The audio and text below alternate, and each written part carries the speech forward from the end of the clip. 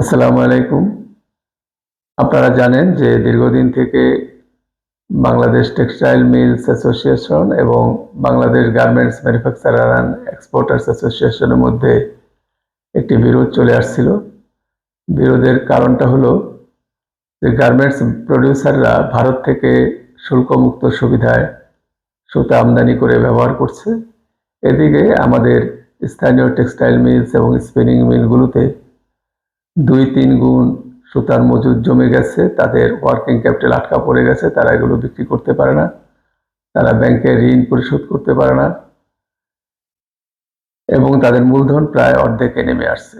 এই প্রেক্ষিতে সরকারকে তারা বারবার জানিয়েছে যে শুল্কমুক্ত সুবিধায় সুতা আমদানি বন্ধ করার প্রয়োজনীয় আদেশ দেয়া। সরকার এই উদ্যোগ যখন সফল করতে যাচ্ছিল, বাংলাদেশ গার্মেন্টস ম্যানুফ্যাকচারার অ্যাসোসিয়েশনরা বাধা দিচ্ছিল। তারা বলছিল যে আমরা যদি কম মূল্যে সুতা আমদানি করে ব্যবহার করতে না পারি তাহলে আমাদের উৎপাদন ব্যয় বেড়ে যাবে এবং বাইরের প্রতিযোগিতামূলক বাজারে টিকে থাকা আমাদের পক্ষে সম্ভব হবে না। কিন্তু আমাদের টেক্সটাইল মিলস অ্যাসোসিয়েশন আগামী ১লা ফেব্রুয়ারি থেকে বাংলাদেশের সকল টেক্সটাইল মিল বন্ধের ঘোষণা দিয়েছিল এবং এতে একটি বড় রকমের অচল অবস্থা তৈরি হয়েছিল। যা হোক, সরকারের উদ্যোগে গত ২৭শে জানুয়ারি বাণিজ্য মন্ত্রণালয়ের সম্মেলন কক্ষে সকল পক্ষের অংশগ্রহণে একটি সভা অনুষ্ঠিত হয়। সভায় এনবিআর এর চেয়ারম্যান উপস্থিত ছিলেন, কমার্স সেক্রেটারি উপস্থিত ছিল, ট্রেড অ্যান্ড ট্যারিফ কমিশনের চেয়ারম্যান উপস্থিত ছিল। আর এদিকে বার্গেনিং পক্ষ থেকে যারা উপস্থিত ছিল তারা হলো বাংলাদেশ টেক্সটাইল মিল অ্যাসোসিয়েশনের সভাপতি শওকত আজিজ রাসেল, বিজিএমই এর ভারপ্রাপ্ত সভাপতি এবং বিকেএমই এর নির্বাহী সভাপতি সেখানে উপস্থিত ছিল।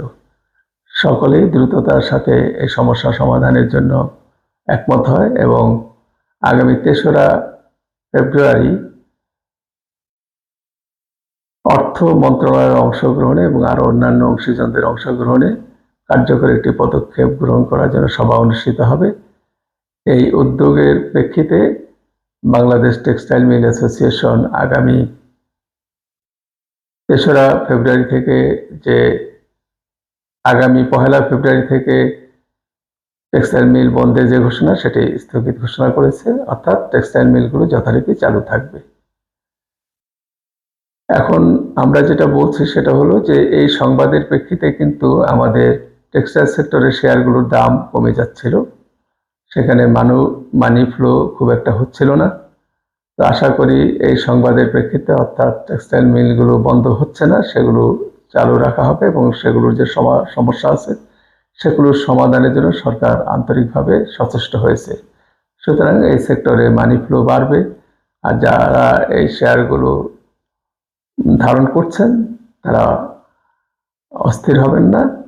আপনারা অবশ্যই আপনাদের শেয়ারের উপযুক্ত মূল্য পাবেন। অপেক্ষা করুন, ধৈর্য ধরুন। আশা করি টেক্সটাইল সেক্টরের শেয়ারের মূল্য আগামীতে বাড়বে। সবাই ভালো থাকবেন। আসসালামু আলাইকুম।